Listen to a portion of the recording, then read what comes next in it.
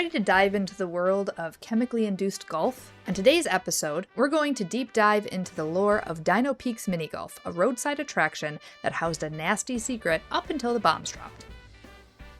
Hi there, Nerdy Jane here. Welcome back to my channel.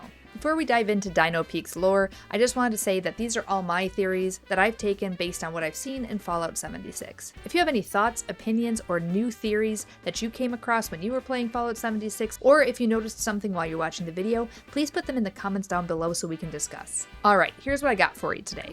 Dino Peaks Mini Golf is a franchised mini golf attraction based in Ohio before the Great War. This particular location in Burning Springs was first opened sometime in December 2072 or January 2073 and provided family fun to everyone. The attraction was obviously dinosaur themed with 9 holes that included large dinosaur statues, informational plaques, and even dino sounds.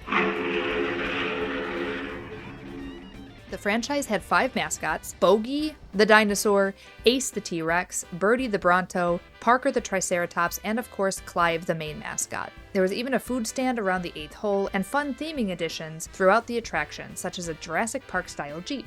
We can only imagine that there was probably a lot of palm trees and other foliage that would make it seem like you were in the Jurassic. The mini golf course was run by Osmond, the general entertainment manager, Maggie, the front house employee, who was also an intern, possibly unpaid, Matthew, the lead of golf, whatever that is, and a redacted manager. Though the attraction had seemed like an obvious moneymaker, it was not very profitable. By March 5th, 2073, it was already losing money thanks to lower customer turnout and concerns over wages and the cost of food. Which is why it was kind of surprising that by November 24th, 2073, there was talk of soaring profits and maybe even holiday bonuses. All seemed to be going well for the little roadside attraction until people started getting sick. By May 2075, reports of customers getting sick while golfing started to surface, with complaints that the course itself smelled like chemicals. But the manager at the time told everyone not to worry about it, even when someone passed out and had to be rushed to the hospital via ambulance. Customers weren't the only ones getting sick.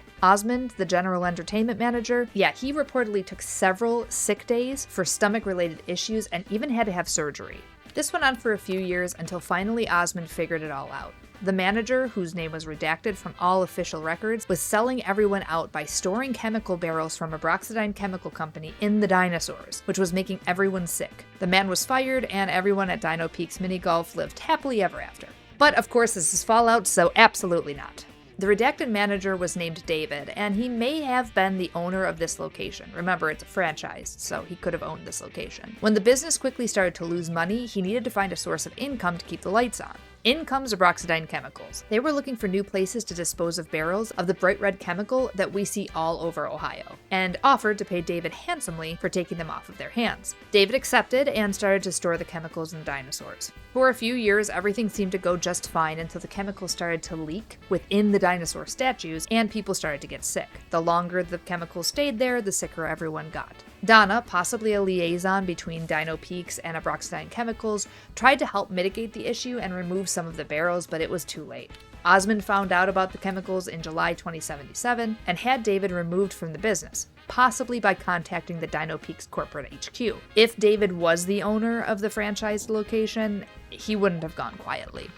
It probably would have taken the main Dino Peaks HQ to actually get rid of him. With Osmond now in charge, he had to start working on that very long incident report that would cover almost 4 years of illnesses. While investigating everything, he may have stumbled upon the financial documents showing that Dino Peaks would not be able to open without Abraxodyne chemical cash coming in. Not to mention the amount of money the business would have to pay to remove the barrels and the potential legal ramifications if word got out that people who played golf there were actually being poisoned.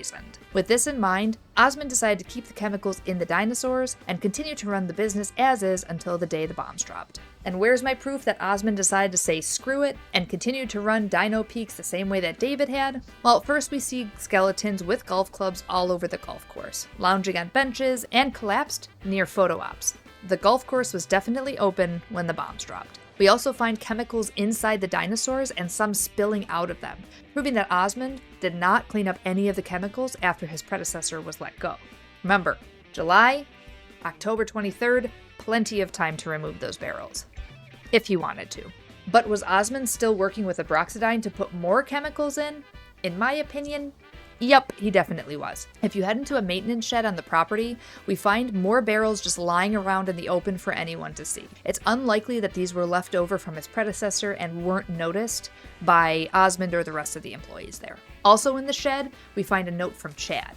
Now, I'm not sure who Chad was specifically, as he's not listed as an employee in the terminal in the main office, but based on this note, it seems that he was a gardener or some kind of landscaper who used the chemicals provided by Abraxodyne to cut down on the weeds around the attraction, possibly even after David was fired. Now, I know what you might be thinking, that's a lot of ifs and buts and making connections that may not be there. Jane, those barrels could have been left behind from David's time as manager. Just because Osmond didn't remove the barrels yet didn't mean that he was continuing to work with the absolutely evil Abraxodyne Chemicals. Well, another thing that you can find in the shed is a skeleton with an Abraxodyne chemical briefcase next to him, which leads me to believe that there was an employee from the chemical company on site when the bombs dropped. Unless David locked someone in there to cover his tracks, which is a lot darker, and I really don't think that that's it. So let's assume David wasn't that bad. And there's one last little thing that I wanted to mention. I don't know if it's proof or not. You guys let me know in the comments what you think. Remember when I said that Osmond had to have that surgery and all those stomach issues from presumably the chemicals on site? Well, on August 8th, 2077, that's after he had become the general manager, he had called in sick again, but instead of marking stomach issues or a little bit more detail, he just marked flu. I think that he needed to keep track of the sick time, but he didn't want to put in more detail why he was calling in sick, because he was trying to cover the fact that he was still getting sick from the chemicals, but he didn't want to blame the chemicals. If he had said stomach issues again, and they found that the stomach issues was connected to the chemicals in the first place, they would have put two and two together and realized the chemicals were still there. So I think that flu is just him being like, yeah, I'm still getting sick from these chemicals, but I can't say anything about it. And that's the story of Dino Peaks Mini Golf, where one man's solution to financial shortcomings was to secretly poison customers and employees alike to turn a profit. And when that man was outed for his ways, his successor continued down the same path until the business was permanently shut down, not by health code regulations, but by nuclear intervention. Thank you so much for watching this video. If you like it, why not give it a thumbs up, give it a little like there. Do you agree that Osmond continued to work with Abraxodyne Chemicals after David left? Or do you have a totally different theory about what happened at Dino Peaks? Answer those questions, or maybe pose your own in the comments below, and let's have a discussion about what you think happened at Dino Peaks. And if you want to see more like this, hit the subscribe button so you don't miss the next time we dive deep into another piece of lore. Until then, pack up that scuba gear, and I'll see you next time. Alright, don't let him leave, Malfo. I'm gonna seduce him. You don't have to seduce him. You can just... Too late, already seducing.